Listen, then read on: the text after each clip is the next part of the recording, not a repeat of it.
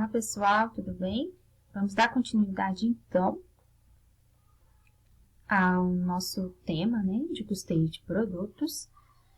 Nesse vídeo de hoje nós vamos falar então sobre custeio variável, que vem a ser então esse método de custeio, um dos mais citados aí também na literatura.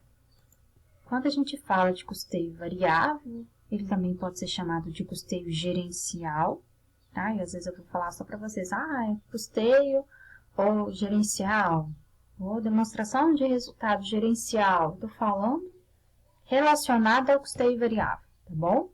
E ainda ele pode até mesmo ser chamado de custeio por contribuição. Esse método de custeio, ele é diferente do custeio por absorção, ele não é um método de custeio pleno. Ele não apropria todos os custos aos produtos.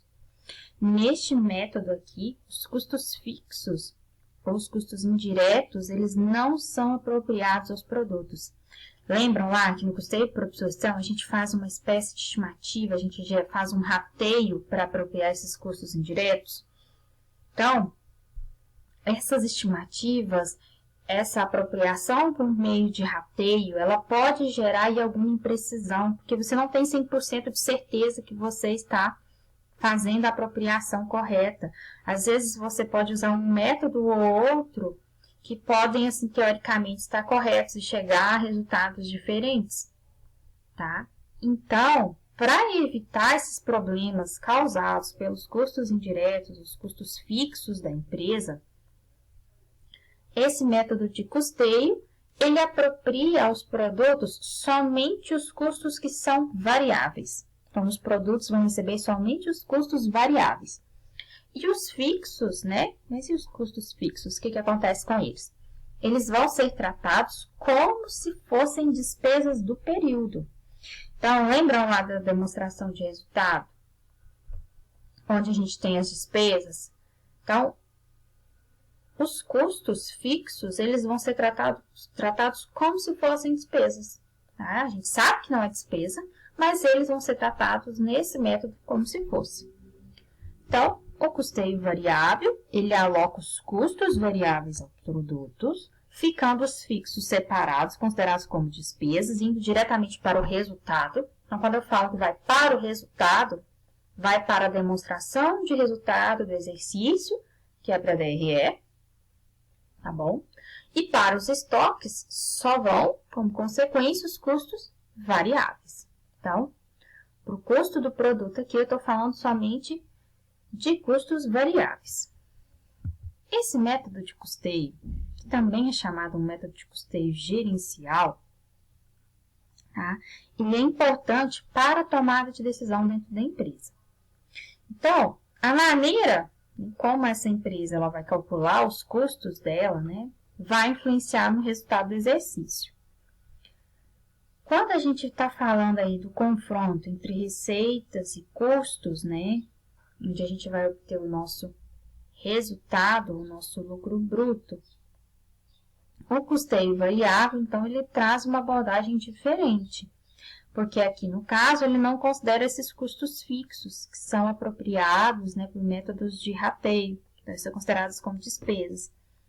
Esse é um método de custeio que não é aceito pelo fisco, tá? Para gerar a nossa demonstração de resultado e o nosso balanço patrimonial, aquelas demonstrações que são para o público externo.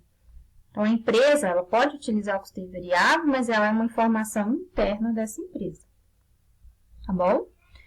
Então, o custeio, por exemplo, por absorção, a gente tem que os custos fixos, eles são distribuídos aos produtos que são fabricados e vai para o resultado aquela parte que a gente vai vender. Então, ou seja, eu vou produzir a minha quantidade de produtos e vai para o estoque tanto o custo variável quanto o custo fixo, direto e indireto.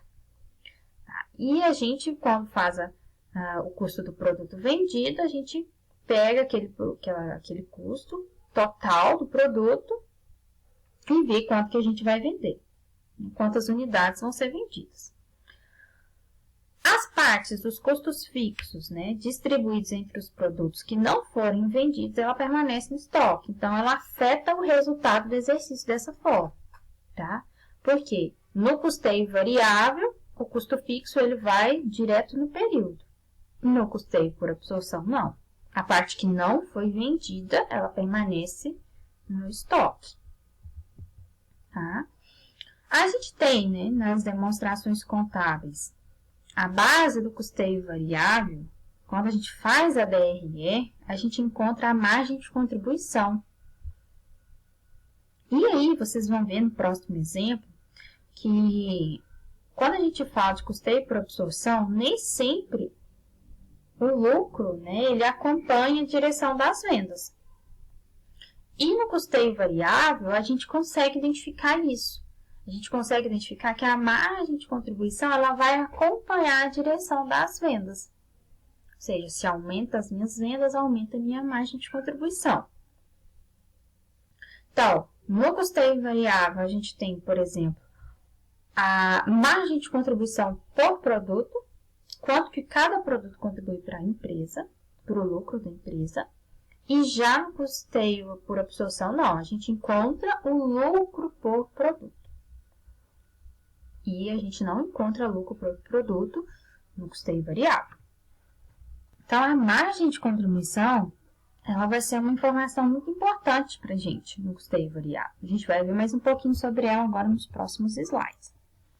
Então, a margem de contribuição, a gente obtém ela através, né, do método de custeio variável, e ela vai indicar a contribuição por produto, a contribuição até por linha de produto, a contribuição por cliente. Então, ela auxilia o gestor aí, na sua tomada de decisão, então ela é considerada uma ferramenta do processo decisório interno do gestor. Então, ela auxilia, por exemplo, a identificar os produtos que mais contribuem para a lucratividade da empresa, ajuda a determinar quais produtos podem ter suas vendas incentivadas ou até mesmo reduzidas, ou até aqueles que podem ser excluídos da produção. E auxilia também a decidir entre comprar e fabricar. Então, a margem de contribuição é uma ferramenta importante na tomada de decisão interna. O que é a margem de contribuição? Basicamente, a diferença entre o preço de venda, aqui já líquido dos tributos. Então, eu já pego aqui a minha receita líquida, o meu preço de venda líquido, ou seja, eu não tenho, por exemplo, impostos como ICMS, IPI, tá bom? Menos a soma dos custos e despesas variáveis, ou seja, preço de venda líquido de tributos, menos custos variáveis e menos despesas variáveis. Eu encontro a margem de contribuição. Tá? Porque aqui eu posso ter também algumas despesas que a gente consegue encontrá-las por unidade de produto. Então, elas são consideradas aqui, nesse caso, que são despesas variáveis. Nós podemos ter a margem de contribuição unitária ou a margem de contribuição total. Tá? Então, olhem aqui, a gente tem a fórmula, né, que a gente pode encontrar essa margem de contribuição, como eu comentei, preço de venda líquido, menos custos variáveis unitários, menos despesas variáveis unitárias, eu encontro a margem de contribuição unitária. O que vai lá na DRE é a margem de contribuição total, né? Que a gente está falando quando a gente encontra a receita. Para mim encontrar a margem de contribuição total é multiplicar a margem de contribuição unitária pela quantidade vendida. Ou então, a gente pode encontrar também receita da empresa, receita líquida, menos custos variáveis totais, menos despesas variáveis totais, encontra a minha margem de contribuição total da empresa. Tá? Ou do produto, tá? Então, posso encontrar a margem de contribuição por produto e para a empresa como um todo.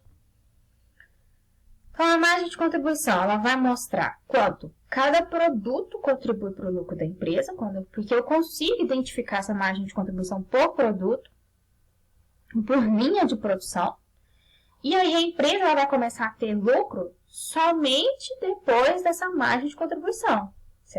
Então, essa margem de contribuição ela precisa ser positiva para a empresa começar a ter lucro. Porque depois dessa margem de contribuição, depois dos custos e despesas variáveis, a gente vai reduzir o quê? Custos fixos e despesas fixas do período e encontrar o lucro dessa empresa. Então, pessoal, a partir do custeio variável, a gente vai encontrar outras ferramentas para a tomada de decisão. A gente vai ver aqui ao longo da disciplina. Então, esse custeio é um custeio muito importante para a tomada de decisão interna na empresa. Tá certo? A próxima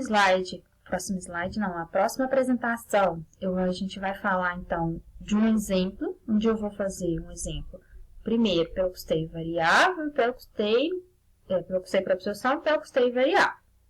Bom? E aí a gente vai conseguir ver um pouco das diferenças entre esses dois métodos.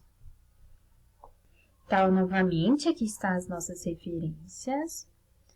Tá ok? No mais, então, pessoal, muito obrigada.